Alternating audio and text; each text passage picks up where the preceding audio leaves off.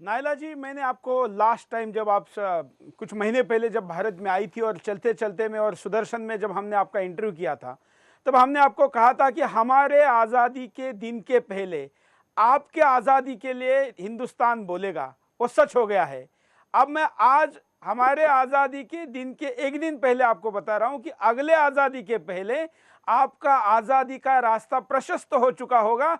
सुदर्शन के मीडिया मंदिर में खड़ा होकर बोल रहा हूं, एक पत्रकार के प्रशस्त नाते माने जो ईश्वर को मानता है। ये मुकम्मल हो मैं कोई जाएगा। सरकार की तरफ से नहीं बोल रहा हूं, हिंदुस्तान की जनता की तरफ से बोल रहा हूं, ये सच होगा। बहुत बहुत बहुत शुक्रिया, बहुत शुक्रिया आपके। हम कहते हैं आपके मुंह में घी शक्कर, और हम कहते हैं कि आपकी बात को सुन ले ऊपर वाला, आपकी बात को मान ले।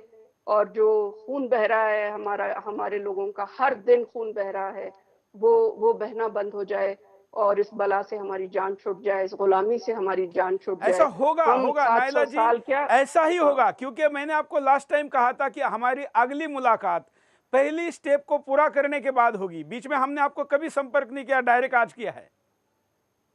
शुक्रिया, शुक्रिया, शुक्रिया, शुक्रिया। मैं ये पब्लिकली इसलिए भी कह रहा हूं, शायद पता नहीं कुछ लोगों के लिए रणनीतिक दृष्टिकोण से बोलना कितना सही है नहीं, लेकिन हम खुलेआम टीवी के लाइव पे दिखाना चाहते हैं कि सुदर्शन और इस हिंदुस्तान का मन बलूच के आजादी के साथ है, किसी भी कीमत पर साथ है। आप लड़ते रहिए।